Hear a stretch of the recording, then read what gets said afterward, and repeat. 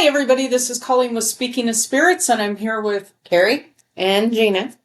Today we are going to talk about thinning of the veil and what that specifically means. A lot of people have heard it, but I don't think everybody understands what that means, and that it's a little bit different for people with gifts.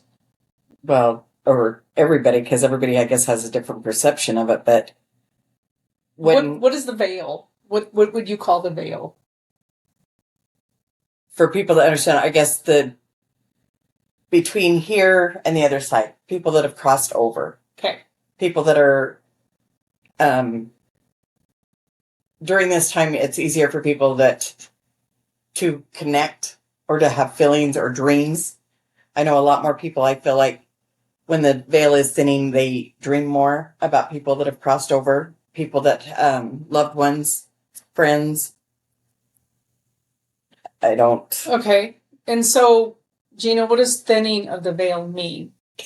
For me, well, and Carrie as well, we are both naturally born psychics, mediums. This is my opinion, what I perceive the veil as is the boundary. A lot of people believe when you die, you go to heaven. And there's a misconception that it's way over there. It isn't. It's still right here. It's a different realm, because you don't have the physical body anymore. So all of us have a soul, a spirit, our energy that never dies. And so for me, what the veil means is it's kind of the boundary between the living and the non-living realm. And so what I try to explain to people about the veil thinning means, like, literally, if you think about it, some people have like no curtain, some have a sheer, and some have the big drapery, and the drapery keeps the sun out. So for people that are not born with the natural ability to communicate with the other side or to hear from the other side, it's like the drapery's pulled. So this time of year, that drapery's open, and maybe it's just the sheer curtain or there's no curtain. And it's easier for people to receive a sign from their loved one. For me, my signs are like the coins, feathers, a smell, a taste, a memory kind of a thing. And some people that don't have natural gifts don't understand when that's happening, that really is their loved one Communicating, reaching through. Mm-hmm.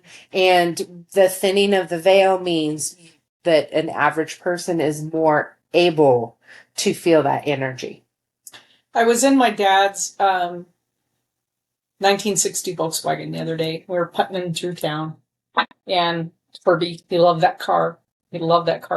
And very clearly, as I came out of the driveway and turned down that road, his voice front and center. Man, I put on the brakes and I smelled he used that pomade hair wax, he's so cute. He had a little pomade. I smelled him. I heard him. He was just front and he loved that car. So yeah, and I feel like this, and what is it about the fall? Like, why is it through this time of year that the veil gets thinner? What is it specifically about this time of year? Well, I believe that life is cycles, just like the seasons of the year. And of course, it's different if you're in, the other parts of the world mm-hmm. that have the opposite seasons. But for us here, so winter, I'm going to start with spring. Spring is the birth, the new, the trees come up and the flowers bloom and all of that kind of stuff. The summer is the productive. That's when the crops grow and the gardens grow. The days are long and hot. Fall is as we descend into the dark. And I think that, for me anyway, that's very symbolic of the realm of the non-living. It's from our perception, it's the dark, it's the distance, it's the going under. This is when we plant our bulbs in the fall. This is when we bring in all of the crops that we store for the winter to hope to get through. And so the days grow shorter and the nights grow longer. And it reminds us of that cycle of life, of birth, growth, aging and dying, and then the rest in between, which is the winter. And so for me, it's kind of symbolic that would be the time that the veil would be thinner. And a lot of people, depending on cultures and religions and just their own personal belief system, believe that everyone crosses at one time. I don't know that I believe everyone crosses at one time, but that is part of the veil thinning, the symbolism of the Halloween, All Hallows Eve, All Saints Day, Day Les Mortas. I can't ever say that right. And it is the honoring of the people that we've lost, the ones that are on the other side of that veil, coming through to see us again and then to cross back. Okay, so what I tell people is, particularly now through the end of the year, when that veil has gotten very thin and we have that open line of communication, is to unplug as much as you can, because we're always plugged in. The TV's on, the phone's going, the laptop's going, everything's going, music, blah, blah, blah. It's really, really hard to connect with that spiritual side if you're always plugged into something else. Because right now, particularly, and I felt it the last few weeks, I feel that veil getting like thinner faster this year. Maybe it's the retrograde. Damn. We're all in a good loop right now. Yeah. So as we record this, we're in a Mercury retrograde, but there's, I think, 7 planets that are retrograding right And now. then we got the blue moon coming up on. And the blue moon on Wednesday. And we have Lionsgate. There's huge there's transition in August. Most people should be. Most people, I would, if you truly stop and listen to yourself at all, you are going through a shift. Mm-hmm. There is something changing in your life, because that's what. Man, I've changing. been anxious. My anxiety's been crazy. It's like, it's just been kind of a nutty. And I finally told Carrie and Gina, I said, God, I had to sit down the other night and go, what the heck is wrong with me? And then I looked, and it's this huge retrograde and all this stuff going on. I'm like, oh my God. Because retrogrades don't always affect me. But this one, it's like a boomerang of emotions. Right, but I feel like there's been so much. I think we're at a place planetarily and vibrationally. There is a lot of shifting going on right now. I mean, it's literally everywhere with everybody in one form or another. Mm-hmm. So that thinning of the veil, and it's going to affect people like Gina and Carrie differently than it affects me. I am not a medium, but I have some abilities, nothing like these ladies. And so it's going to affect me differently, and it's going to affect people who maybe haven't tapped into some of those or weren't born with some of those abilities differently than somebody like you guys. Right, but I also know from years of walking away from all of this and everything. Good luck with that. It keeps coming back and opening the door. But if you're really wanting to make a connection or seeing what that feels like, I would definitely shut off all of the electronics in your house, put a note on your door, and sit in the silence. Literally, think of your question or the person. Notice if any smells, any light touching.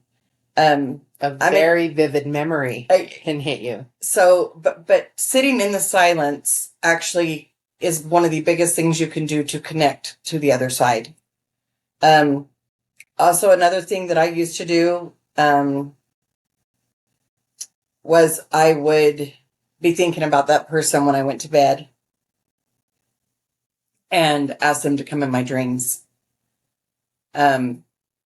There's different things, and I do feel at this time of year it's easier for people to do it, but it's not a scary thing. Right.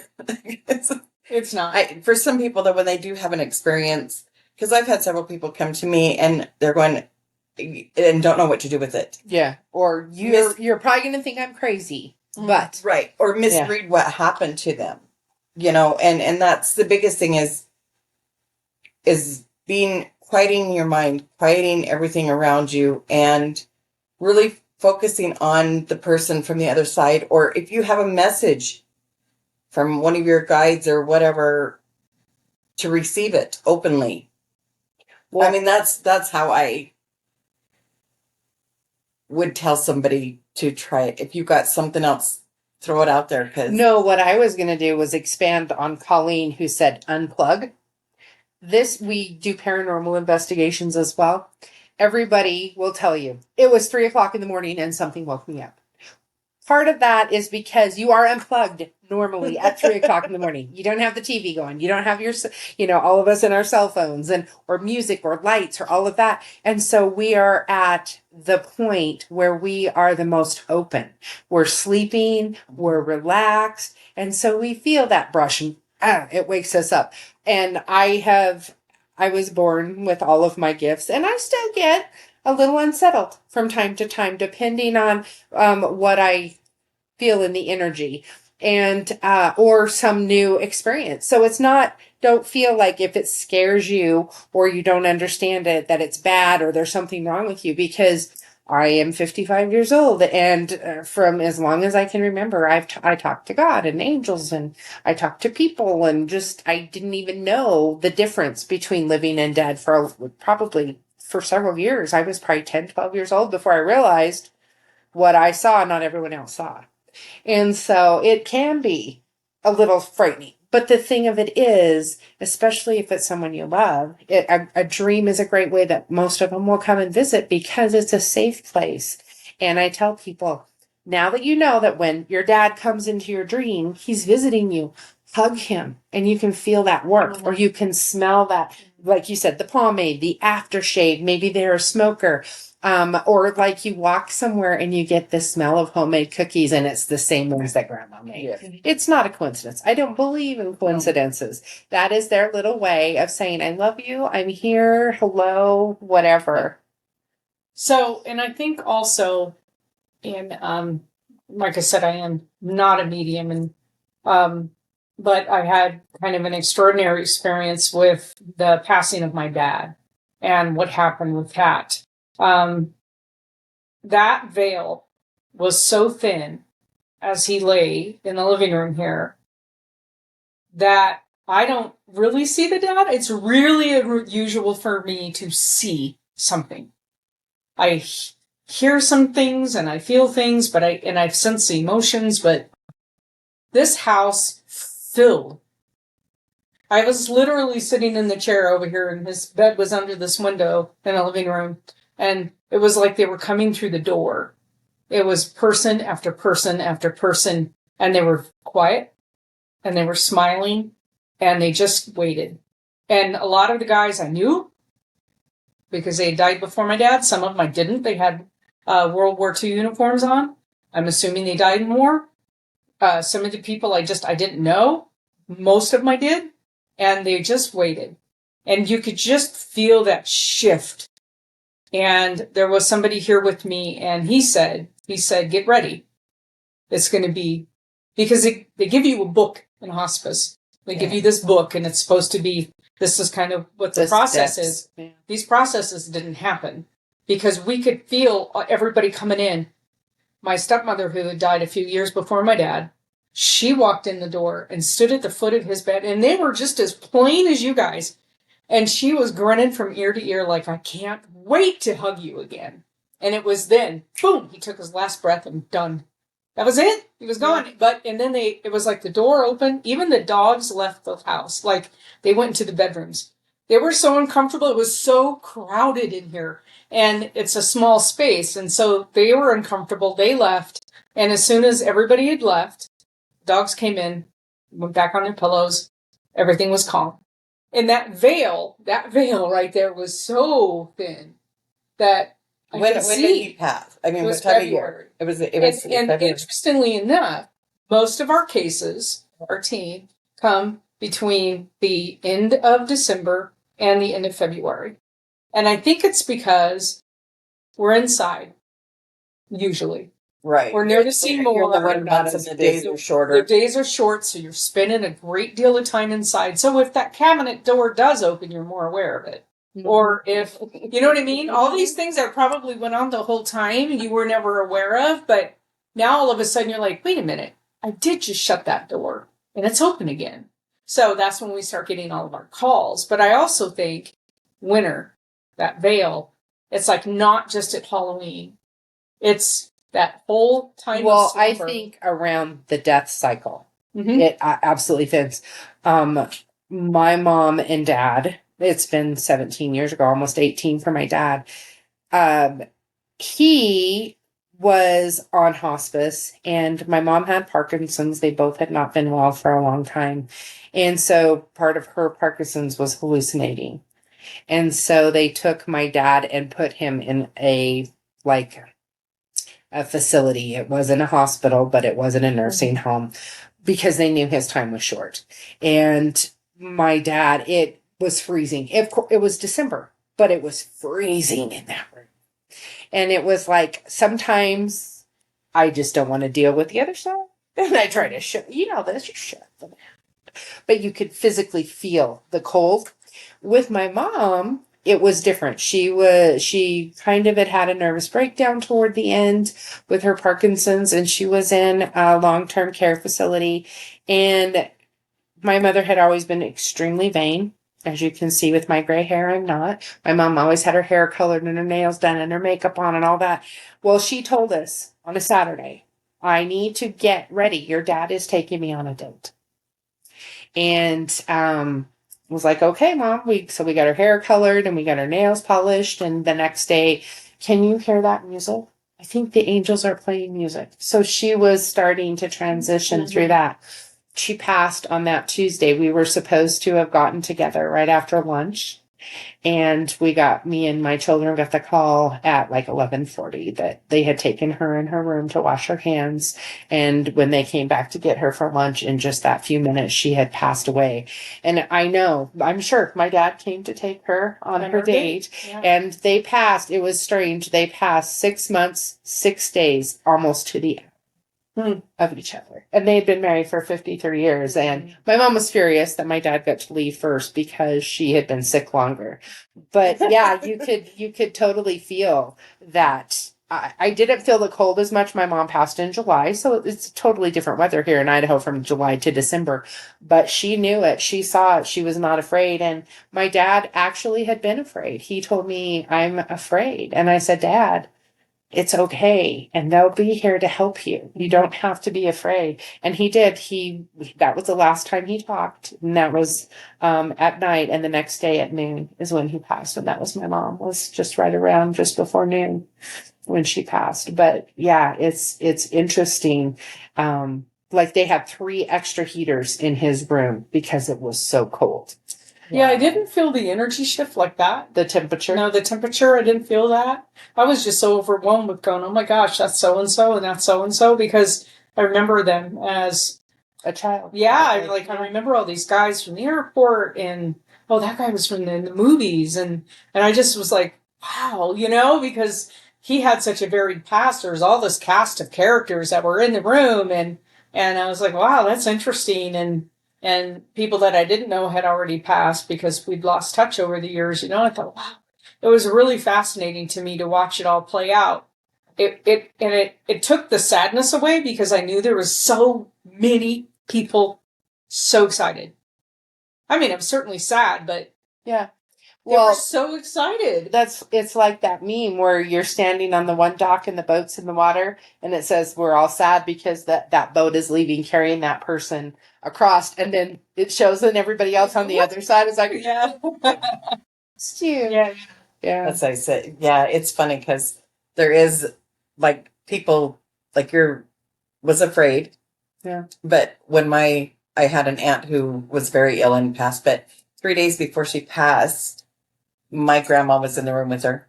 I mean, there were people in the room with her.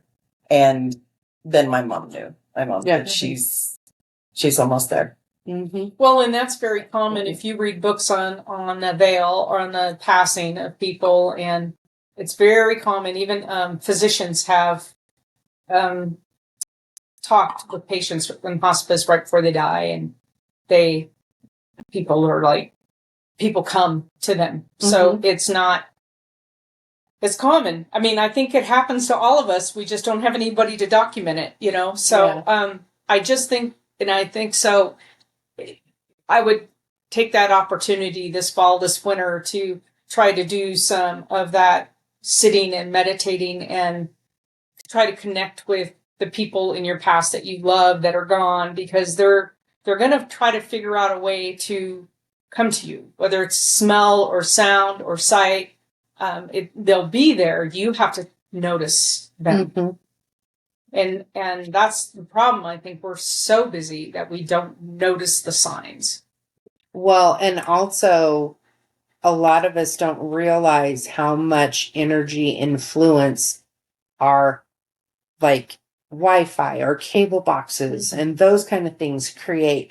And that's why they tell you shouldn't have a television in your room. You shouldn't have your cell phone plugged in, charging in your room, not just for this kind of thing, but health-wise. Yep. And it's like, but that's where we miss a lot of those little signs, is because there's so much other disruption in the energy fields. But yeah, the thinning of the veil is definitely interesting. People will hear more thumps and bumps. I consistently have the people, you're going to think I'm crazy, but, and it's like, no, listen, if you want to think people are crazy, let me share some of my experiences with you, because it isn't crazy. It's a very natural, very spiritual, very important to realize, because a lot of people don't know, when we die, are we gone? Is that the end? It's not. It's it's like the caterpillar that turns into the chrysalis that turns into the butterfly. And I have to share a quick story. When my mom passed 18 years ago, we released butterflies at her funeral. Well, this year for my birthday, my husband took me and my grandkids and my children all to Pingree, Idaho. If you haven't been there, it's called Butterfly Haven. Amazing. And they released monarchs, which is what we released at my mom's funeral. My mom was there so much in every possible way and every possible sign. My parents send me money, like coins, all the time to let me know that they're around. $100 bills. I would $100, yeah, blank checks. I don't know, credit cards with them, yeah, whatever. But they had a penny where you crank the handle and it puts the image, and it was a monarch butterfly. And like we let go of the monarchs, but the monarchs didn't fly away for anyone in my family.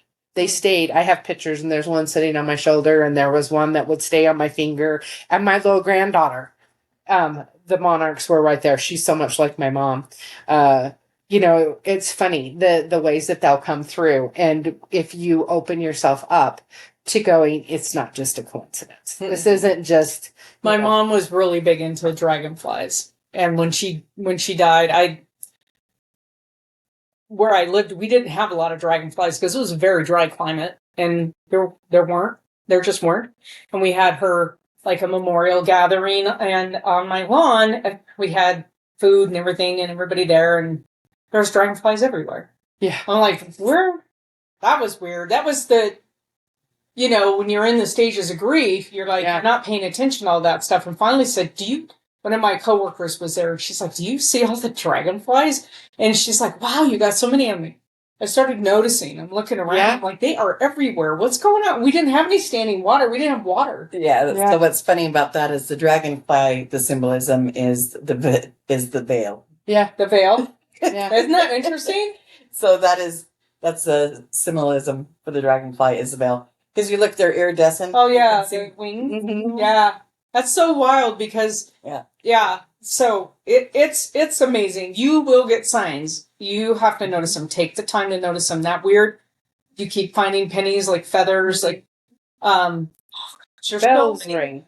Marbles. Yeah. I find marbles all the time. Well, my dad was a practical joker. I'm like, what the heck? I just looked there and there was not a marble, and now there's a marble sitting there. You know what I mean? Like in my tomato plants. I'm harvesting tomatoes. There's marble. Yep. No, because no. Mm-hmm. You know what I'm saying? It's just. Oh, I know. But exactly. For him, it was all games and fun and anything to make you laugh, and So, and my mom was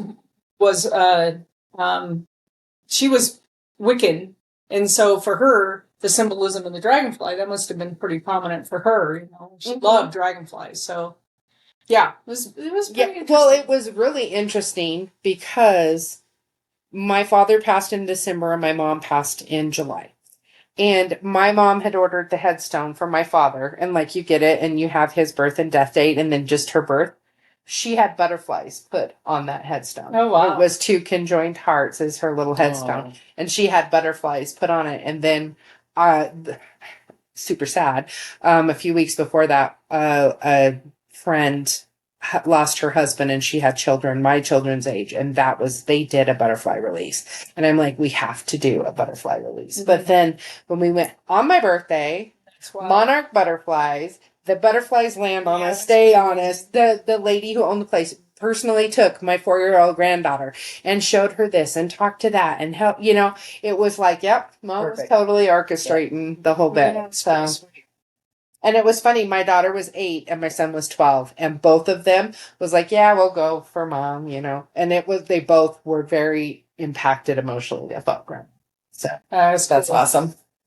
Well, we hope that you liked it. I want you to pay attention to the veil thinning because it's happening all around us right now and it'll continue to happen through the winter. And then it kind of starts closing it up for a lot of people. Not for these two. But for a lot of people, it'll start like kind of that thinning will get thicker and well, our lives get busier and we're more impacted by everything else. And that's I don't think that the veil isn't necessarily thin. It's just our perception. I'm outside, like if I could be outside 24/7 during the summer, I would. But that's we're outside, we're busy, we're connecting. In the winter, we're inside. So, and there's a bee.